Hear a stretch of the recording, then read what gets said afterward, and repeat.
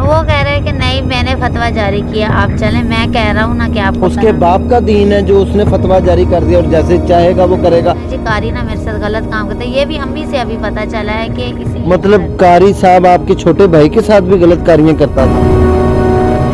बच्चे के साथ रैप कर दिया, 10 साल की मासूम बच्चे के साथ जो कि शागिर्दा। शर्म माननी चाहिए यार, ऐसे गंदे मौलवियों ने हमारे इस्लाम का चेहरा भी जो है वो काला कर दिया है और हमें मुंह दिखाने के काबिल नहीं छोड़ा।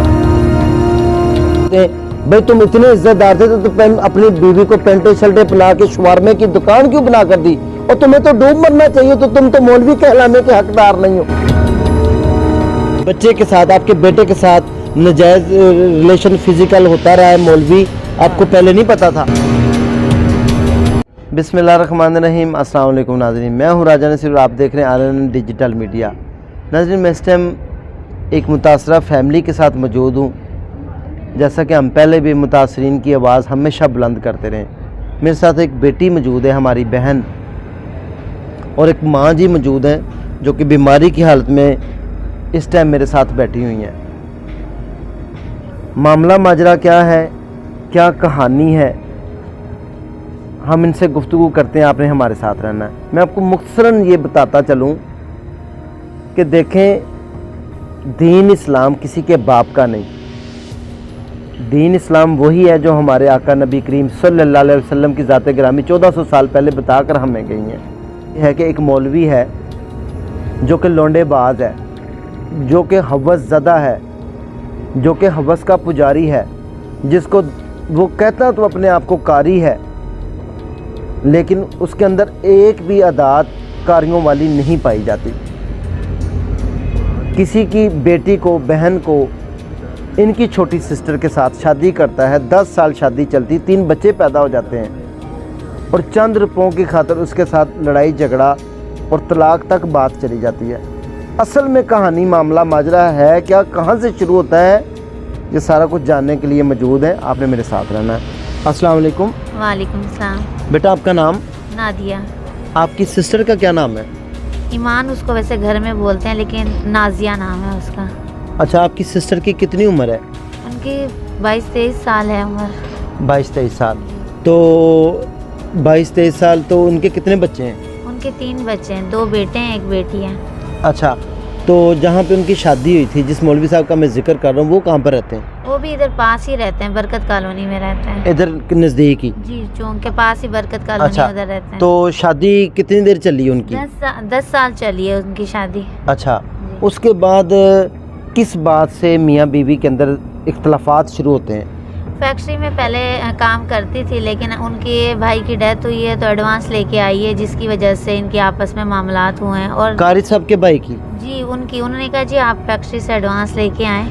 यानी कि कारी साहब ने अपनी बीवी को काम पर लगवा लिया। पहले पॉइंट आप ये देखें कि एक मुहज़्ज़ब बंदा अपनी बीवी को किसी गैर बंदे के पास फैक्ट्री में जॉब के लिए, चले कोई मजबूरी होगी, लेकिन घर में कोई सिलाई कढ़ाई का काम बच्ची को करवा लेता, यहाँ पर ही पता चल जाता कि कारी कितना नेक और पकीज़ा है। आगे चले। उन्होंने बाज़ारों में भी कपड़े सेल करवाने के लिए उसको बुरखा बाकायदा पहना के इस्लामी तरीके से वो करके, इधर मॉडल बाज़ार भी लगती है और भी बाज़ारें लगती हैं जहाँ हो। वहाँ पर आपकी सिस्टर करती रही बेचारी? जी जी, वहाँ पे भी करती रही हैं। फिर उन्होंने बाकायदा काउंटर शवारमे और बर्गर का लगवा के दिया है कि मैं इमाम मस्जिद नमाज वगैरह पढ़ाऊँगा तो आप जो है ना शवारमे बर्गर बेचिएगा।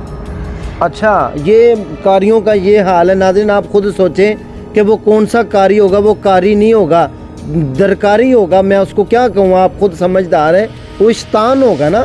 आगे चलें। लेकिन ये है कि उन्होंने जब एडवांस का वो किया है तो सैलरी कम आई है, उसके बिना पे इनकी आपस में जो लड़ाई हुई है तो पूरी फैमिली ने भी उसको मारा है और उन्होंने भी मारा है, तो फिर हमारे घर पे आके बैठ गई है। तो इधर भी उन्होंने उनको सुकून से नहीं जीने दिया। डेली बेसिस पे आना कि नहीं आप चलो, उन्होंने कहा नहीं अब मैं उस घर में नहीं जाऊंगी। लिहाजा फिर उन्होंने कहा जी आप जाएंगी तो मेरे घर जाएंगी, नहीं तो मैं आपको मार दूंगा, और मेरी 3 तलाक़ें इकट्ठी, अब मैं जो है ना आपको वहाँ नहीं लेके जाऊंगा। पहले उन्होंने ये बोल दी, तलाक़ें बोल दी मुँह से कह के। जी, बच्चों को पकड़ के अब्दुल मनान, अब्दुल हसन जो उनके बेटे हैं कि जी मैं आपकी मम्मा को तलाक देता हूँ, अगर वो चलेंगी मेरे साथ तो फिर ठीक है, नहीं तो मैं 3 तलाक़ें आपको इकट्ठी देता हूँ। उसके बाद 4 महीने के बाद वो आए हैं जी आप मेरे साथ चलो घर पे। तलाकें देने के बाद दोबारा जी इसी तरह लेके जाने लगे थे? जी, उन्होंने कहा नहीं मैं तो नहीं किसी तरीके से भी जाऊंगी, तो उन्होंने पंचायत वगैरह बुलाई है कि नहीं आप चलो। उन्होंने चीख के कहा जी मेरी तलाक हो गई है, 4.5 महीने हो चुके हैं तो मैं नहीं जाऊंगी। फिर कारी जो है ना खुद फतवा जारी करवा के आए जी, मैंने फतवा जारी किया आप मेरे साथ चलें, लेकिन वो नहीं गई, इसीलिए फिर इसको मतलब हेलमेट मारा है, बड़े डंडे लेके आए उससे मारा है। अब तो वो आपके घर में इधर? जी हमारे घर में आए। मैं तो घर में थी ही नहीं, मैं जॉब करती हूँ, मैं उधर गई हुई थी। पीछे ये नीचे मालिक मकान है, उसने आके छुड़वाया, ये साथ वाले हैं उन्होंने आके छुड़वाया उसको, बाकायदा उसको हेलमेट मार के उसके सर पे कपड़ा डाल के उसको खींच के लेके जा रहे थे। ये मालिक मकान ने आके छुड़वाया इसको। कारी के किरदार के बारे में क्या कहना चाहेंगी? कारी तो बहुत ही घटिया इंसान है। वो यहाँ पे भी मेरा छोटा भाई भी है जो हिफ्स करता था इसके पास, तो ये ना 5 साल पहले ही ना 3-4 साल पहले ना छोड़ दिया। उसने कहा जी कारी ना मेरे साथ गलत काम करता है। ये भी अम्मी से अभी पता चला है कि इसलिए मतलब कारी साहब आपके छोटे भाई के साथ भी गलत कारियां करता था? जी, तो इसलिए हिफ्स छोड़ के ना ये आ गया। कितनी उम्र थी आपके भाई की? मेरे भाई की उम्र उस टाइम जो है ना 8-9 साल उम्र उसकी थी जब इसके पास। तो आप लोगों को ये बात पहले नहीं पता थी? हमें अम्मी लोग को पता थी लेकिन हमें नहीं पता था कि भाई ऐसा कुछ है। हम इनकी वालदा से भी जानेंगे कि ये बात उन्होंने अपने बच्चों से क्यों छुपा के रखी और अब मंजर आम पर क्यों आ रही है, हम उनसे गुफ्तगू भी करेंगे। तो जो अब कारी साहब हैं वो किसके साथ रंग रलियां मनाते फिर रहे हैं? वो 10 साल की बच्ची, वाघा बॉर्डर के करीब ही एक गांव है जिसमें मस्जिद है, तो इसी मसले में मस्जिद से भी निकाला गया। तो 10 साल की कारी साहब को किस मस्जिद से? ये वाघा बॉर्डर के आगे एक गांव है, उधर मस्जिद है। उन्होंने कहा है जी एक बच्ची है 10 साल की जो मुझसे बहुत मोहब्बत करती है, वो हुजरे में आती है सुबह सुबह और मेरे से बहुत मोहब्बत करती है, तो मेरे से ना ये गलत काम हो गया है। तो ईमान जो मेरी सिस्टर है जिनके साथ यह हादसा हो, उनसे माफ़ी भी मांगी तो मेरी ना इससे शादी कराओ, लेकिन उन्होंने कहा कि मुस्तफ़ा आपकी सिस्टर को कहने लगा कि जी मैंने बच्ची के साथ रैप कर दिया, 10 साल की मासूम बच्ची के साथ जो कि शागिर्दा थी। शर्म आनी चाहिए यार, ऐसे गंदे मौलवियों ने हमारे इस्लाम का चेहरा भी जो है वो काला कर दिया है और हमें मुंह दिखाने के काबिल नहीं छोड़ा। मुसलमान कहलाने के तो ये बिल्कुल लायक नहीं है, ऐसे लोगों का इस्लाम से कोई तल्लक नहीं है। तो इन्होंने कहा है कि मुस्तफ़ा तुम्हारे घर में भी बेटी है लेकिन तुमने ऐसे नहीं, तो उन्होंने सरेआम ही उसने फिर जब बाद में इनकी बात इन्होंने पंचायत में रखी है तो उन्होंने कहा है जी अब देखिएगा कि मैं आपको कैसे गंदा करा। अब वो मज़ीद हमें जो है ना इर्द गिर्द यहाँ पे गुंडे भी लाता है, फायरिंग भी करा। हम मोहल्ले वाले भी जानते हैं, रात को 11-12 बजे फायरिंग करवाई है बकायदा मौलवी ने। वो यानी कि इस ओछे हथकंडों पर उतर है इन बेटियों को, ये हमारी बेटियाँ, इनको डरा रहा है, धमका रहा है, इनको कह रहा है मेरे खिलाफ बयान मत दें। भाई तुम इतने इज्जतदार थे तो तुम अपनी बीवी को पेंटे शल्टे पहना के शवारमे की दुकान क्यों बना कर दी? और तुम्हें तो डूब मरना चाहिए, तो तुम तो मौलवी कहलाने के हकदार नहीं हो और तुम्हें शर्म आनी चाहिए यार। तुम्हारा किरदार ही इतना घटिया है कि तुमने तो अपने शागिर्द बेटियों को भी नहीं छोड़ा जिनको इंसान बेटी समझता है। खुदा के लिए डूब मरो, तुम्हें तो डूब मरना चाहिए, चुल्लू भर पानी में डूब मरना चाहिए। तुम्हें तो इस जगह डूब के मरना चाहिए जहाँ पर पानी भी ना हो। शर्म आनी चाहिए, तुम घटिया लोग हो यार, थोड़ा सा शर्म करो खुदा का वास्ता। और अब मज़ीद इनके ऊपर जो है तुम अपने दिखा रहे हो, तुम कितने बहादुर हो। कहाँ गए हमारे अदारे, कहाँ हैं वो ह्यूमन राइट्स तंजीमें जो कि हकूक़ का ख्याल रखने वाली हैं, बेटियों के हकूक़ का ख्याल रखने वाले, माओं को इंसाफ दिलवाने वाली? कहाँ हैं अदारे वो? घर घर में बच्चियों के साथ ज़्यादतियाँ और नाइंसाफ़ियाँ हो रही है, कौन पूछेगा, कौन इनको इंसाफ लेकर देगा? तो उसके बाद क्या ईमान ने बताया आपको? उन्होंने कहा है कि जी इसलिए मैंने नहीं किया, तो इस वजह से ये बंदा जो है ना, अब उसने कहा है कि देखो अब मैं आपकी कैसी इज्जत उछालता हूँ। बल्कि उसने आपकी बहन को कहा? जी मेरी बहन को कहा। उन्होंने कहा मैं बच्चे तो किसी सूरत गन पॉइंट पे आया है, बच्चे लेके चला गया, हमें इतने, ये मेरी अम्मी है 4 महीने से ये बंदी हॉस्पिटल में थी, इनके आप पाँव दे सकते हैं, जिगर इनका डैमेज हो चुका है, हमारे पास इलाज के यहाँ तक के पैसे भी नहीं थे कि हम इनका वो कराएं। वो उल्टा आके हमें जो है ना धमकाता था और भी जो है ना जो उससे हो पड़ता था कि कोई इसके भाई इर्द गिर्द जो भी है आके यहाँ बदतमीज़ी करें इन लोगों के साथ।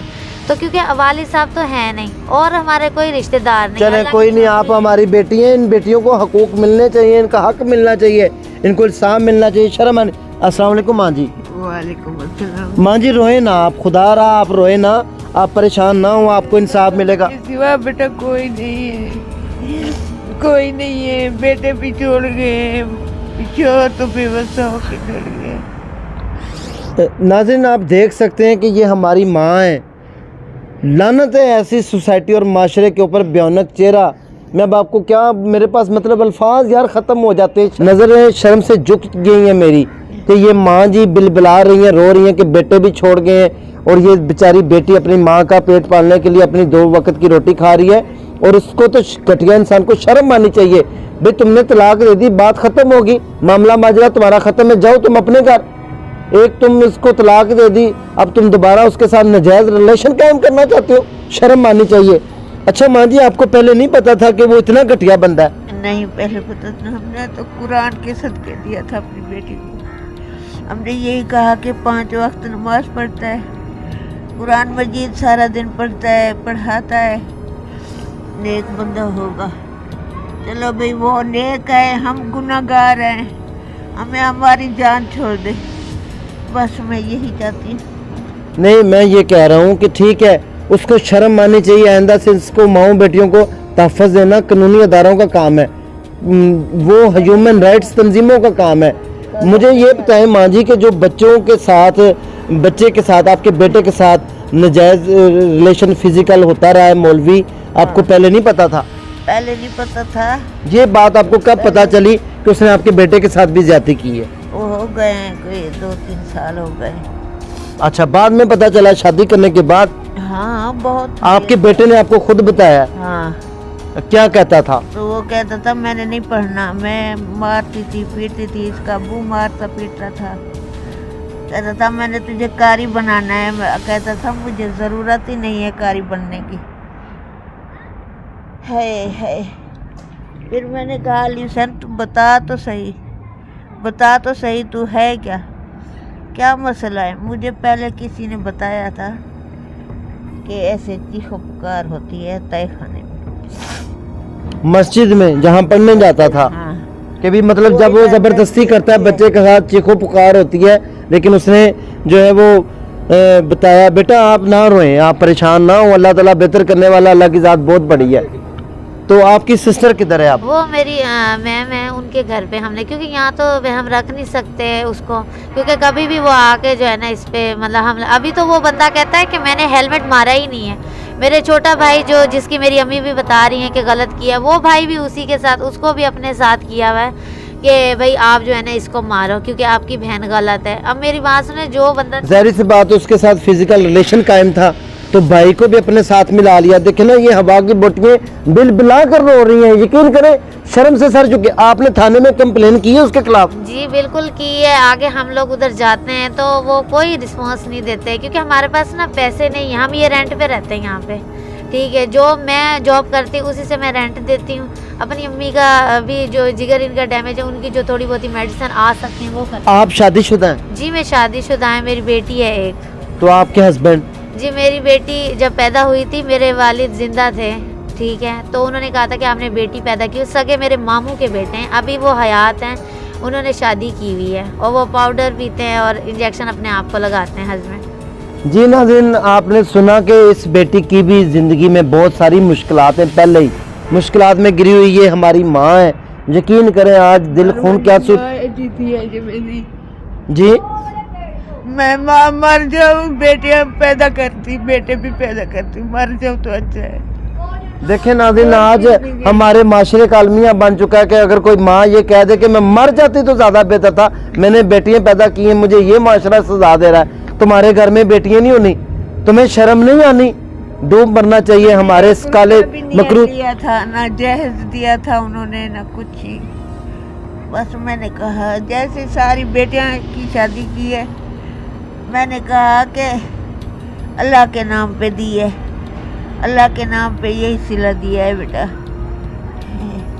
जी नाज़रीन, मैं तमाम अदारों से गुजारिश करता हूँ और ख़ुसूसन थाना चूंग के SHO साहब से मेरी रिक्वेस्ट है, खुदारा इन बेटियों को तहफ़्फ़ुज़ दिया जाए। कम से कम उस शैतान को बुला कर थाने उसकी लतरोल तो की जाए, कम से कम उसको समझाया तो जाए कि इंसानियत किसका नाम है। इन बेटियों को तहफ़्फ़ुज़ फराहम करना अदारों का काम है।